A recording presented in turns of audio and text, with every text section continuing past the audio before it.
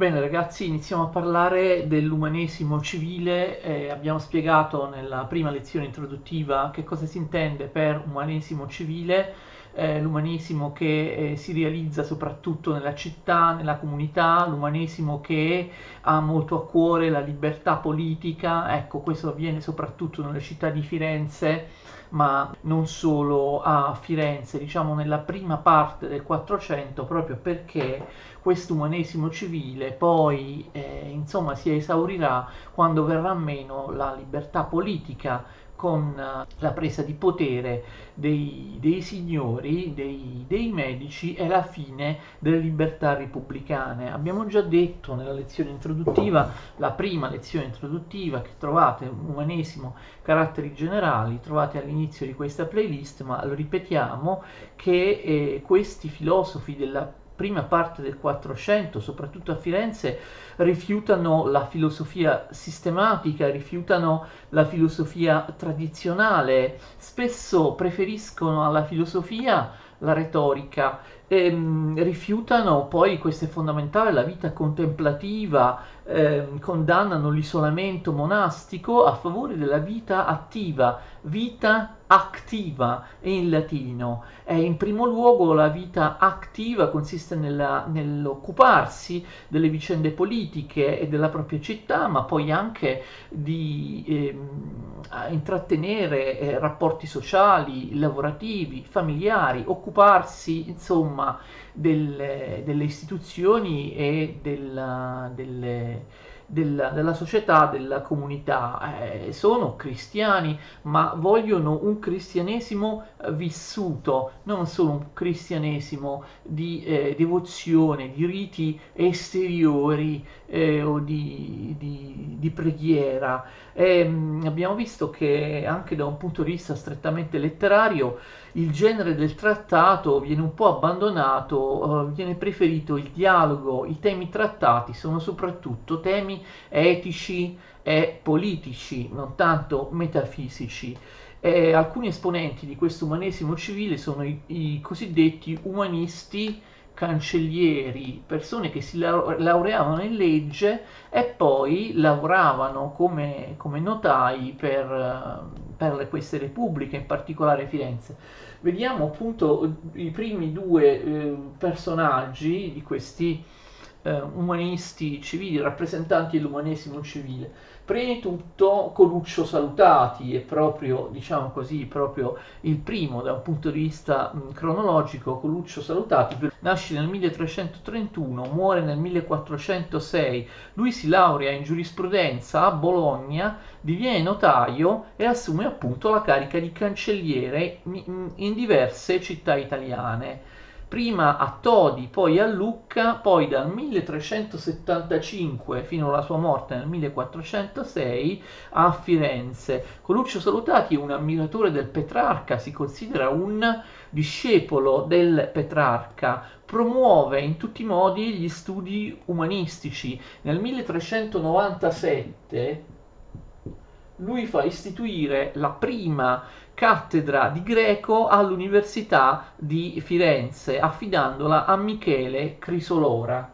L'insegnamento del greco da parte dei dotti che arrivavano dall'impero bizantino, l'apprendimento del greco da parte degli umanisti europei è una caratteristica fondamentale, ovviamente, dell'umanesimo e del suo programma di recupero dei classici e del mondo classico. Coluccio Salutati scrive più volte che bisogna rifiutare la vita contemplativa a favore della vita attiva. Lui scrive che bisogna avvicinarsi a Dio attraverso le opere. Questo significa però, attenzione, rifiutare anche la filosofia della natura. La fisica, la filosofia della natura, agli occhi di Salutati, è una disciplina meno importante rispetto alla filosofia morale. Bisogna agire, non sciendo, non merendo, non speculando, sed agendo. È una famosa frase di Salutati, un motto. Vediamo se riesco a scriverlo: non sciendo, non merendo, non speculando, non attuando una teoresi fine a se stessa, non speculando, sed agendo. Dice per esempio che le scienze della natura sono meno importanti rispetto alle umane lettere. Egli critica in particolare la medicina perché lui riconduce la medicina ad una scienza della natura, non è certo un sapere metafisico per lui. E quindi la medicina è una scienza fisica e la giudica la medicina, quindi un sapere semplicemente fine a se stesso, che appartiene all'universo, appartiene all'ambito della mera astrazione, della contemplazione. Invece, che cosa è superiore? Quale disciplina per lui è superiore rispetto alla medicina? Senza dubbio le leggi, la giurisprudenza. Il mondo delle leggi, a differenza del mondo della medicina o della fisica, è il mondo dell'uomo, dell'essere umano. Il mondo delle leggi è il mondo della città, è il mondo dell'agire. Le leggi, come diceva Cicerone, rimandano al divino perché Salutati dice che le leggi non sono convenzionali, sono scritte in noi e tutti le troviamo, insomma i principi delle leggi li troviamo innati in noi, sono iscritte in noi da Dio, quindi noi conosciamo le leggi come leggi naturali, insite con certezza nella nostra mente. La legge è comune bonum, favorisce il bene di tutti. La legge è comune bonum. I suoi fondamenti non provengono dall'esterno, come i principi delle scienze della natura, della fisica, della medicina, ma sono insiti in noi. Al contrario, appunto, le discipline fisico-naturali non vengono conosciute da noi in maniera immediata e si risolvono in una serie di conoscenze particolari. Dice Salutati, la medicina si risolve in una serie di conoscenze settoriali, anche incerte, perché la medicina o tutte le altre scienze fisiche e naturali si basano sui sensi e i sensi ci ingannano. Salutati afferma il valore sia correttivo, penale, punitivo, sia normativo delle leggi, che per lui non devono essere ridotte appunto solo a coercizione e a punizione. La critica del sapere fisico-naturalistico riprende un po', diciamo, alle posizioni del Petrarca del de sui ipsius et multorum, ignorantia, l'opera del Petrarca, a cui si rifà questa posizione di Coluccio Salutati. L'opera in cui Coluccio Salutati mette a confronto la medicina e le leggi, la giurisprudenza, si chiama De Nobilitate Legum et Medicine, cioè De Nobilitate Legum et Medicine, genitivo, sulla nobiltà delle leggi e della medicina. Allora, la difesa della vita attiva, però attenzione, si accompagna, come in molti umanisti, come nello stesso Petrarca, all'idea del contemptus mundi. In realtà all'interno dell'umanesimo, anche di questo primo umanesimo che abbiamo chiamato l'umanesimo civile, c'è un'oscillazione tra due poli che sembrano contraddittori. Vita attiva rivolta verso il mondo esterno, la società, la città, l'agire politico, ma anche l'idea del contemptus mundi che spinge invece a rinchiudersi al proprio interno. Sembrerebbe una contraddizione. Salutati scrive nel De Seculo et Religione, un'altra sua opera, faccio proprio la citazione puntuale, testuale di Coluccio Salutati, scrive Che altro mai è questo mondo di cui tanto ci dilettiamo, se non campo del diavolo, palestra di tentazioni, officina di mali e fabbrica di vizi? La soluzione, come nel Petrarca, la soluzione di fronte a questo stato d'animo non consiste nell'autoisolamento, nell'ascesi, nell'eremitaggio del monaco, bensì appunto nell'andare dentro di sé per trovare la dimensione più genuina dell'uomo. E la soluzione è nel inte ipsum redi, andare dentro te stesso, come diceva Agostino. Questa è un'espressione di Sant'Agostino. Abbiamo detto, Salutati riprende le analoghe osservazioni del Petrarca, perché anche nel Petrarca c'è questo tema del disgusto del mondo e nel trovare giovamento, nel trovare rifugio, nel trovare ricovero in se stessi. Un'altra opera importante da parte di Coluccio Salutati, e lui la pubblica nel 1396, una delle sue ultime opere, si chiama De Fato Fortuna et Casu, cioè sul fato, sulla fortuna e sul caso. De Fato Fortuna et Casu, 1396. Qui abbiamo, come dire, l'aspetto più pessimistico di Salutati. Salutati qui difende il libero arbitrio, come molti umanisti, difende il libero arbitrio dalle superstizioni, difende il libero arbitrio dalle credenze astrologiche, e questo è molto apprezzabile e anche molto moderno. Tuttavia io in queste lezioni sull'umanesimo vorrei proprio far notare quanto l'idea che questi umanisti davvero fossero a favore del libero arbitrio del pieno libero arbitrio cattolico sia un po' un luogo comune, una cosa molto molto esagerata. Anzi, molti di questi umanisti, ne vedremo poi tanti, parlano di libero arbitrio, però lo limitano. Parlano di libero arbitrio, però dicono che in realtà esso può esserci solo se c'è la grazia di Dio. Quindi in fondo molti di essi finiscono per anticipare le teorie della grazia gratis data e della predestinazione tipiche dei protestanti. Quindi da questo punto di vista anticipano i protestanti. Non è vero che gli umanisti hanno quest'idea così forte, indiscriminata nel libero arbitrio.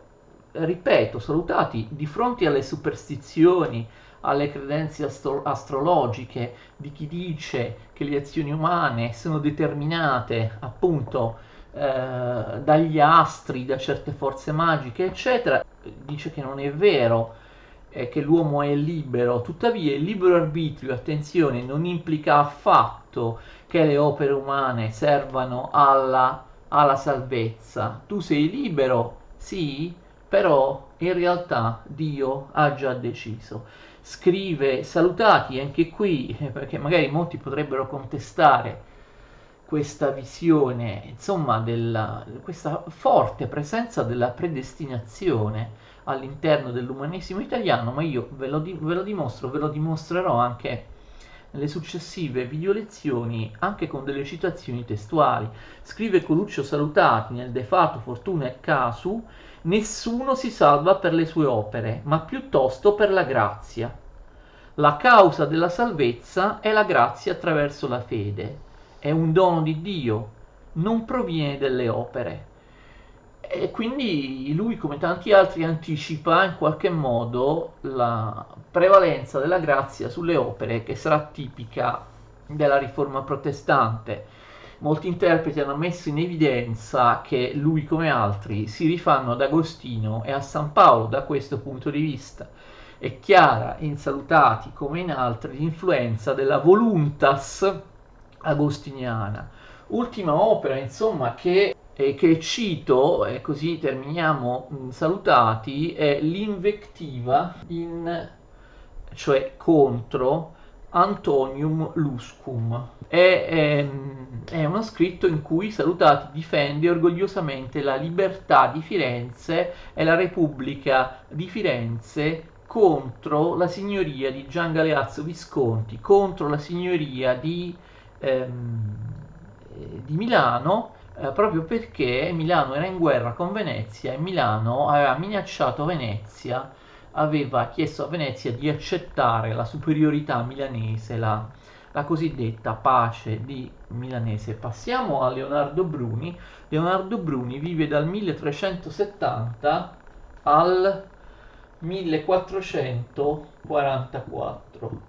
Leonardo Bruni, come tutti sanno, non ha importanza soltanto per il suo pensiero, per le sue idee, ma anche per la sua straordinaria opera filologica.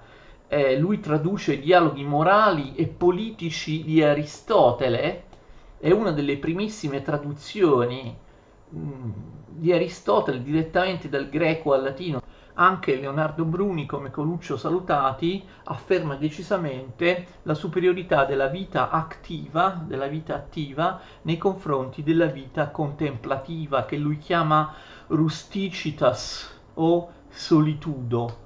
Sono cose che bisogna evitare. La vita monastica, secondo Leonardo Bruni, è simbolo di egoismo. Bisogna vivere anche in funzione degli altri all'interno di una società, all'interno di una comunità. Attenzione però, a differenza di Salutati, lui non sottovaluta le scienze della natura, riconosce dignità e utilità sia all'economia sia alla medicina.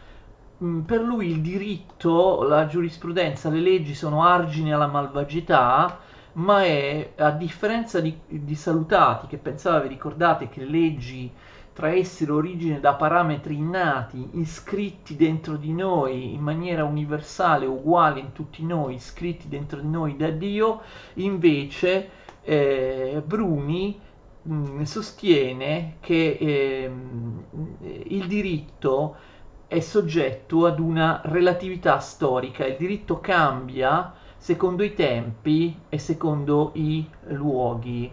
Anche lui anticipa la mentalità calvinista.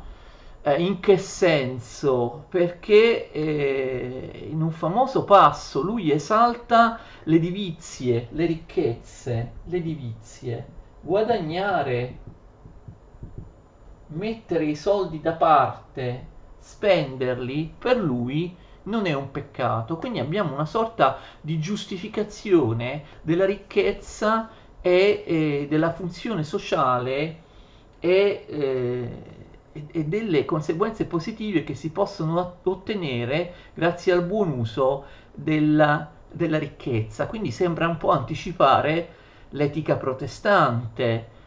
Per molti di questi umanisti vivere in società, vivere attivamente, significa anche lavorare in maniera meritoria e guadagnare, e il guadagno, la ricchezza viene vista come il frutto del lavoro, non più qualcosa di condannabile, non più di qualcosa che porta alla dannazione, ma non più lo sterco del demonio, come si diceva spesso nel Medioevo, il denaro è lo sterco del demonio. E quindi lui esalta le ricchezze per la loro utilità, attenzione, non le ricchezze in sé per sé, ma quando le ricchezze vengono usate bene. Prima di tutto per lui il denaro è un fattore di giustizia, in quanto permette l'ascesa sociale in base al merito. Noi oggi diremmo meritocrazia.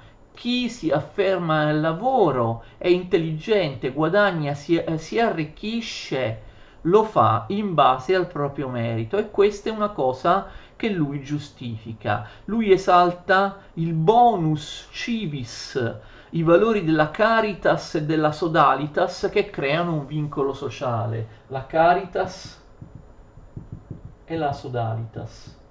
Però per esercitare la caritas e la sodalitas ci vogliono le risorse, ci vogliono i soldi, e quindi quindi i soldi vanno bene, purché non siano guadagnati per se stessi, purché ovviamente siano spesi, insomma, a favore della comunità. Quindi molto importante questa buona valutazione, questo giudizio positivo nei confronti delle ricchezze, dell'arricchimento.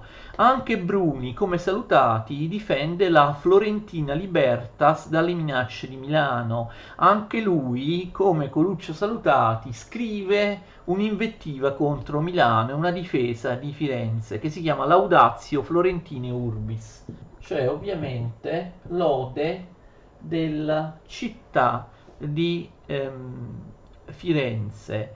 Come salutati, Bruni si connette alla romanità. Bruni afferma le radici romane di Firenze, quindi abbiamo un utilizzo proprio del passato politico di Roma antica. Naturalmente Bruni è a favore della Repubblica, del comune, quindi lui non ama l'impero romano che avrebbe eliminato la libertà, bensì la Repubblica romana, e quindi lui vuole mettere in evidenza ovviamente la consonanza tra la città-stato del 400, il comune fiorentino, con la Roma repubblicana, mentre la Roma imperiale viene condannata come tirannica e tiranni vengono considerati Cesare e gli imperatori, i successivi imperatori. Ma pensate che Bruni fa di più. In un'altra opera, nella Storie Florentini Populi, storia del popolo fiorentino, lui che fa? Collega addirittura la Firenze dei suoi tempi all'antica Toscana pre-romana, quella degli Etruschi. Lui celebra la potenza degli Etruschi, la loro costituzione in città autonome e autogovernate. Vedete, questo è importante, che gli Etruschi per lui non erano uno stato accentratore, erano uno stato che permetteva l'autonomia e la libertà delle singole città, e quindi c'erano, secondo lui, nel periodo degli antichi Etruschi, città che si federavano liberamente in leghe. Insomma, vede la situazione politica degli antichi Etruschi come una prefigurazione del pluralismo e dell'autonomia delle piccole repubbliche contro il grande Stato accentratore. Un altro, ecco, vediamo il terzo, dopo Salutati e Bruni, di questi significativi umanisti, appunto abbiamo detto l'umanesimo civile della prima metà del 400, ci possiamo aggiungere anche Poggio Bracciolini. Poggio Bracciolini vive tra il 1380 e il 1459. Poggio Bracciolini, anche lui, esattamente come Leonardo Bruni, esalta il denaro, e quindi anche qui abbiamo motivi, diciamo, proto-capitalistici e anticipatori nei confronti, nei rispetti dell'etica, della famosa etica protestante, etica calvinista del lavoro, come l'ha magistralmente descritta Max Weber. Esisteva un protocapitalismo durante l'umanesimo, ma forse anche nei fiorenti mercati del Medioevo, perché non è che nel Medioevo i mercati italiani non fossero altrettanto fiorenti. Questo protocapitalismo che poi non arriverà al capitalismo moderno, sarà spezzato dalla Controriforma, dal potere eccessivo delle corporazioni e da tutta una serie di fattori. Secondo Bracciolini, come secondo Bruni, è indegno ricercare il denaro in sé, ma è meritorio il denaro se il denaro si accompagna a un atteggiamento di generosità, di liberalità. Lui arriva addirittura a difendere l'avarizia. Meglio essere avari piuttosto che sperperare inutilmente il denaro. L'avarizia è considerata liberale. Bracciolini difende i ricchi che con i loro beni aiutano gli altri, di fronte ai poveri che invece vengono considerati inutili a se stessi e agli altri. I poveri sono inutili, i ricchi sono utili perché con i loro soldi possono aiutare anche mecenatisticamente gli artisti, gli uomini di ingegno. Quindi sono parole in realtà molto forti contro i poveri. Lui esalta ovviamente il mecenatismo dei principi, che secondo lui ha un interesse preciso il mecenatismo dei principi, perché i principi saranno ricompensati dalle opere dei dotti che loro finanziano. Le opere dei dotti impediranno che essi, i principi, cadano nell'oblio. E voi direte, ma è proprio una mentalità, diciamo, capitalistica, calvinista. Ecco, qualcuno potrebbe dire non proprio, perché? Perché sia Bruni sia Bracciolini pensano all'utilità del denaro. In che senso? Pensano all'utilità del denaro quando il denaro viene elargito, quando il ricco fa il mecenate, elargendo il proprio denaro, donandolo agli artisti, agli scienziati, agli uomini d'ingegno.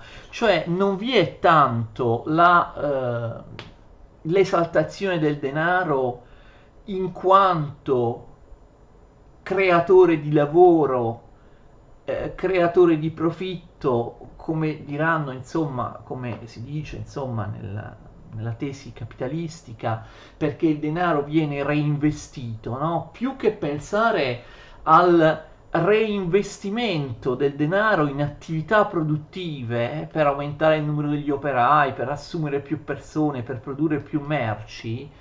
In realtà Bruni e Bracciolini pensano più che altro all'utilità del denaro come dono da parte del ricco, che prende ovviamente la parte del mecenate nei confronti degli ingegni, degli intellettuali che devono essere aiutati. Ecco, c'è questo aspetto che manca, cioè l'idea del denaro che frutta altro denaro, che muove l'economia perché viene reinvestito per migliorare e per rendere più grande un'azienda. Va bene, comunque l'esaltazione del denaro e dell'arricchimento è comunque un tema molto significativo sia in Bruni sia in Bracciolini. Bracciolini esalta la superiorità della vita attiva contro ogni ideale monastico o stoico. Lui, a differenza di Salutati, di Bruni, non crede molto nelle leggi. Le leggi servono a controllare i ceti inferiori, dice Bracciolini, ma i ceti inferiori obbediscono alle leggi soltanto per timore, non per convinzione. Peraltro le leggi, e qui c'è la parte proprio pessimistica di Poggio Bracciolini, non vengono rispettate dai potenti. I potenti riescono sempre ad eludere le leggi. D'altra parte, insiste Bracciolini, gli stati arrivano al massimo della potenza non per le leggi, ma con l'uso della forza. Questa visione, diciamo, disincantata e pessimistica arriva nell'opera che si chiama De Miseria Humanae Conditionis del 1455 ad una visione della vita soggetta al cieco manifestarsi della fortuna che travolge l'esistenza in maniera insensata. Quindi Bracciolini pessimista.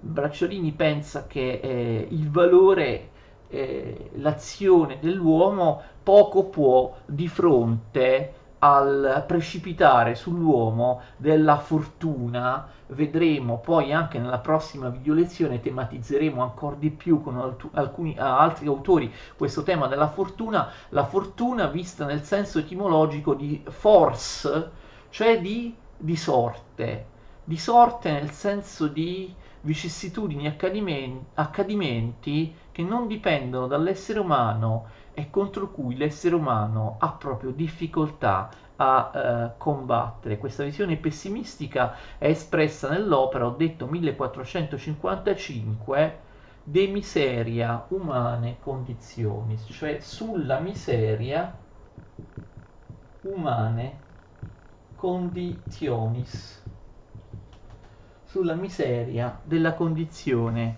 umana, 1455. Peraltro Bracciolini non crede neanche nella patria, dice che la patria lo commuove poco. Alla patria lui preferisce una comunità di dotti. Bracciolini è importante anche per il suo contributo filologico, un filologo straordinario, diede un contributo fondamentale nel recupero, nella riscoperta di importanti manoscritti dell'antichità. Poggio Bracciolini girò per tutte le biblioteche d'Europa e riuscì a riscoprire il testo completo del De Rerum Natura di Lucrezio, ma riscoprì anche l'Institutio Oratoria di Quintiliano e le Silve di Stazio, oltre a tante altre opere della letteratura classica. Bene, in questa lezione abbiamo parlato di Salutati, di Bruni e di Bracciolini. Seguite con me le successive video lezioni perché ci sono ancora tanti personaggi dell'umanesimo e del Rinascimento di cui vale la pena parlare e che io vi spiegherò più o meno in breve, ma comunque con un certo livello di approfondimento. Insomma, cercheremo di spiegarli uno per uno, i più importanti tra di loro. Arrivederci e grazie.